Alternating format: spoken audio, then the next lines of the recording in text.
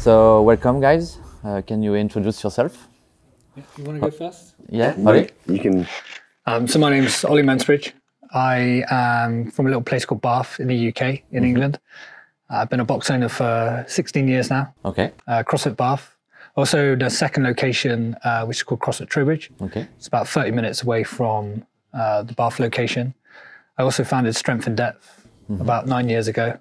And that's kept me busy for the last few years. Yes, of course. I've worked for CrossFit for almost 5 years now. CrossFit HQ, originally as the country manager in the UK, and now I'm the European Regional Manager, so I support the countries in Europe and Canada, because they're like not sure what to do and they don't want to be associated with the Americans. It wasn't America. It wasn't America. Yeah. And you, Dan, can you introduce yourself? My name's Daniel Chaffey. I'm a box owner as well. CrossFit Louvre, which we opened in beginning of 2012. So now it's Louvre 1, 2, and 3. We weren't very inventive on the names. And then we started the French Throwdown in 2012 as well. Yes. So that started in first qualifiers on March 2012. So that's so we're in our 12th year now. And then on top of that, then I work with this guy for CrossFit. So I'm the international director for CrossFit. So we're in the same team, basically doing everything it takes to grow CrossFit outside the US. Anywhere outside the US, we're getting involved in that. It's nice to have you both here with me and for the French Showdown. And about the French, we had a little visit of the arena. What do you think about the arena for the French? I was literally thinking earlier, it's the most impressive venue I've been, certainly for a CrossFit event outside of the games. And you can just feel the excitement is kind of palpable. So I can't wait to see it full and get some of the best athletes in the world here and the atmosphere and that. It's going to be great. I think it's actually like too nice. Well, we're going to definitely, I was saying, I can't remember what I was saying to, we're definitely going to mess it up a bit. It needs to, there's no smell of sweat or like socks. There's no chalk on the floor. Yeah. No dog hair.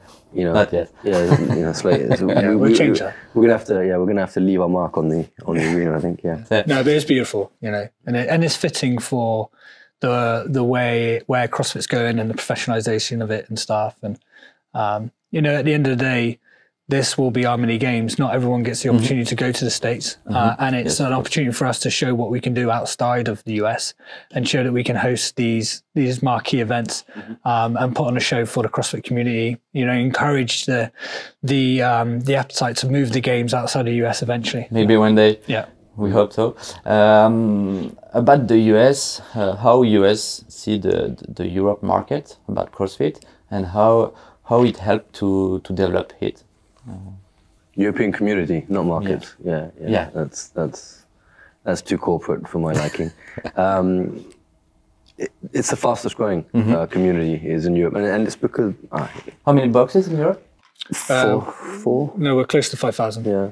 4,800 and something, isn't it? There's more. Yeah. So there's probably about 4,500 in the US and about 5,000 in Europe alone. Yeah. So there's more of us outside now.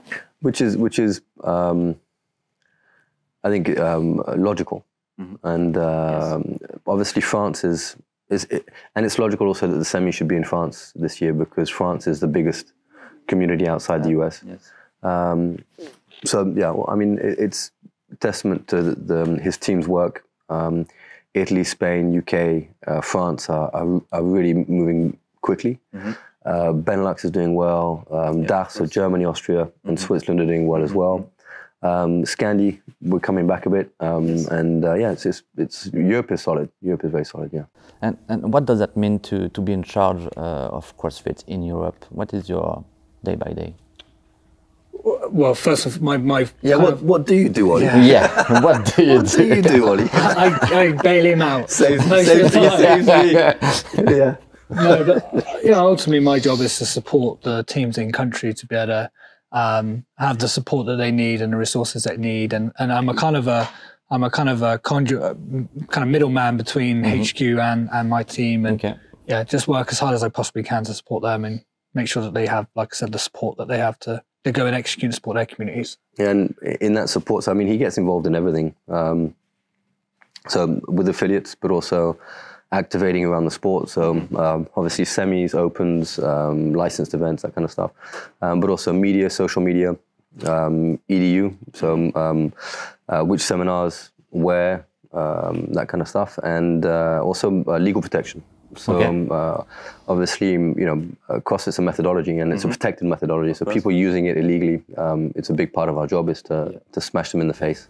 One of our biggest challenges, and I don't feel like I've made enough ground or helped the team make enough ground on this, is just localizing CrossFit and internationalizing CrossFit. We're still very heavy on the content that we produce, is very American still, and just trying to get the website translated is a painful process, which for a big company like us, I mean, we're not a big company. We have about 150 employees inside the US and then another 50 outside contractors. But, just trying to get something simple like the website translated so that people in France, for example, can actually go to the CrossFit.com and understand what is it about, how do you get involved, like how can you become an affiliate? That's all still the vast majority of it in English, and it's difficult, right? And so we've not made enough progress with that, and it's something that frustrates the hell out of me, but we're getting there, and we'll keep chipping away. This is an important point for you to develop the website in different languages? Yeah, 100%. It's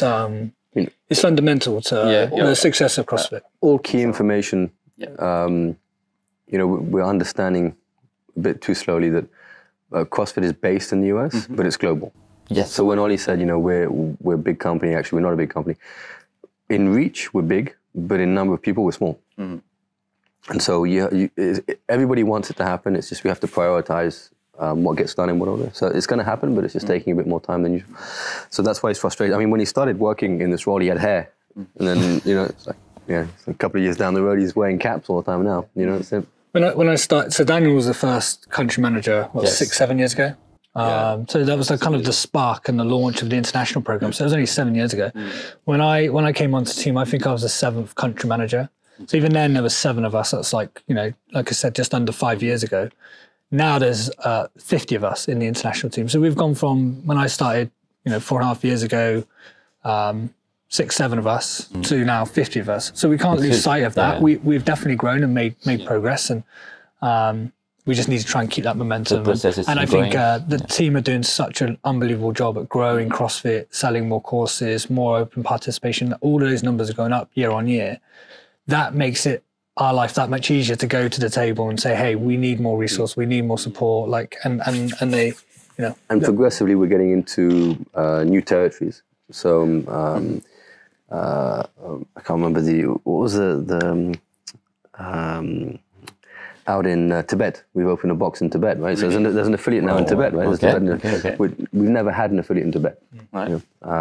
And so it just shows that it takes a while to get roots in different places, but there's a lot of potential still to grow. And what we've done in Europe, we're doing again now in Latin America.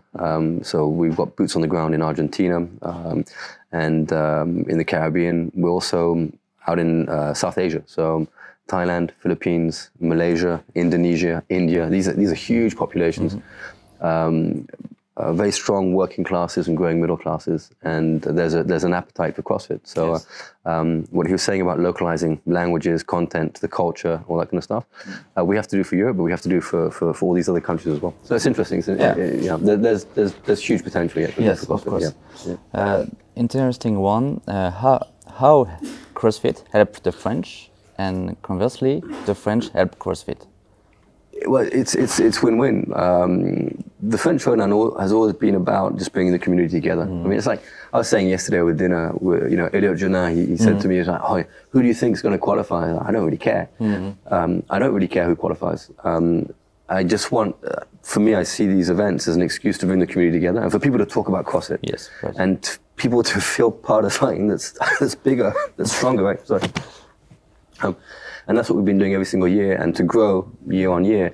And then years ago, we were still at the Charletier in Paris. Yes. And Dave, he wrote to me, he said, "Send me a photo." And I sent him a photo, and he did a post on CrossFit.com. Okay.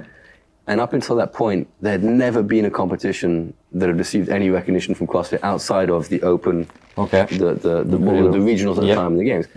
And he said, hey, on the post, it was like, great community event this weekend happening in France. Nice. Have a look at French. It's like, wow, okay. And so as soon as you get that recognition from CrossFit, more eyeballs are on. When more eyeballs are on, more partners. More partners, you have more means. More means means you can draw in more spectators and so on. So there's a virtuous circle of success for an event. What does the French give to CrossFit? It gives it a platform for people to talk about CrossFit. Yes. And so long as your programming is a very good test of fitness, yes. So long as your judging is strong, is on point, and you've got very disciplined judges that don't bend just because they were the games athlete.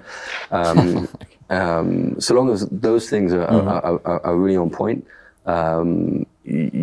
you're a good representative or ambassador for CrossFit. Yes. So I think there's a win-win situation there. I think that's my point of my take on that. I don't know. Yeah, I just think not just the French, but the sport in general captures the most amount of eyeballs, right? It captures the attention because it's inspirational and impressive. And I think what it gives us an opportunity to do is tell a story of like what happens outside of just a competition and outside of the sport, and what happens in the box, what the role of the coach and everything, and all the positive attributes that CrossFit brings to society, basically. It's a nice story to tell. Exactly. Yeah. And so the sport is why people come, is the main thing, but actually there's so much that goes on and around that when we have a captivated audience, nothing's going to gather this many, like come May, this event will gather more CrossFit enthusiasts, CrossFitters. We're not supposed to say that word, I don't think, are we? People who do CrossFit. Yeah, people who do CrossFit.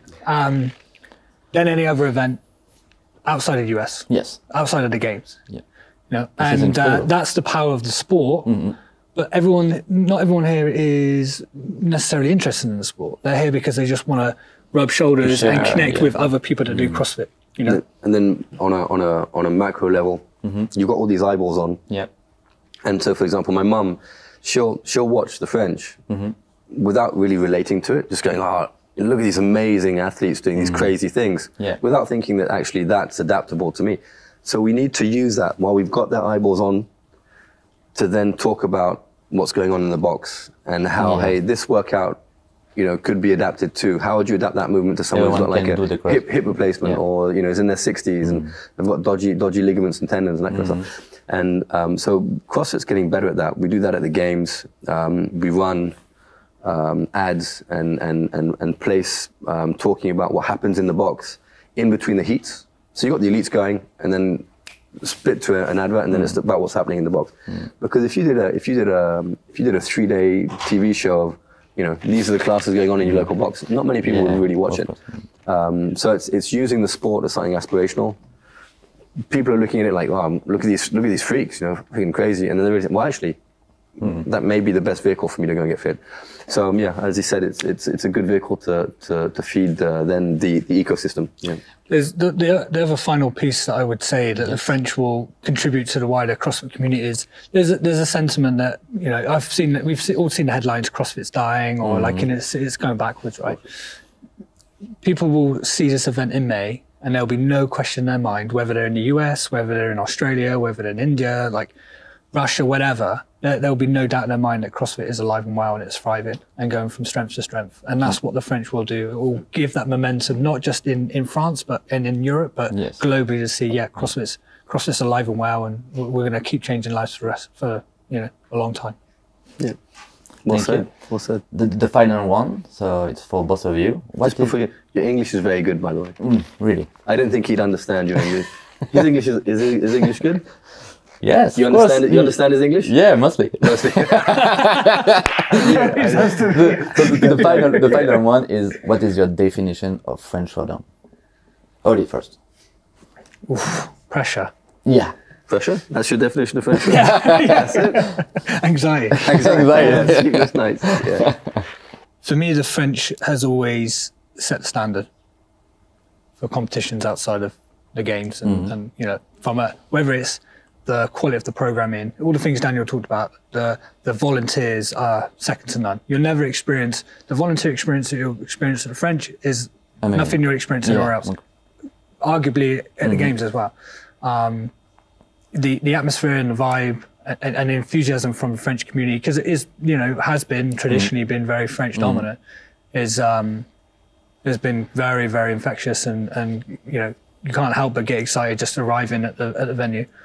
To everything, just from the opening ceremony, like I said, the whole is always set the standard. There's always something that, from myself as an organizer of Strength and Depth, has been something that I've looked to as for inspiration. Tried, if I can get, you know, 80% close to that, then I'll be a happy man. And that's what the... You hear that? When he gets close, we have to level. Yeah, of course. that wasn't really a definition, was it? But I could probably try and condense that down a little bit, but that's what it means to me anyway. Yeah, for me, it's about people. He was saying about the experience of volunteer and stuff, but it's really about people, and they'll come and they'll fill a different role. So you're going to have spectators, you're going to have partners, you're going to have volunteers, you'll have athletes, you'll have media, but people come in and they feed the French. Yes. You know, everyone plays a part in making the French something. Yes. And then there's magic that happens. And in particular, he was saying about the volunteers. When a volunteer comes in and will spend 3, 4, 5, we have volunteers that spend 8 days of their life here. They pitch up on the Monday and then they leave the next Monday. Right? And they take holiday, they leave their friends, their family, you know, to be turned towards other people. And so it's a moment where the volunteers are selfless. And you don't see that all that often now, where we're in societies where people are very much turned inwards and towards themselves or to their phones and stuff. It's a moment where, hey, no more phones, and you're present, you're in the moment, and you're with other people.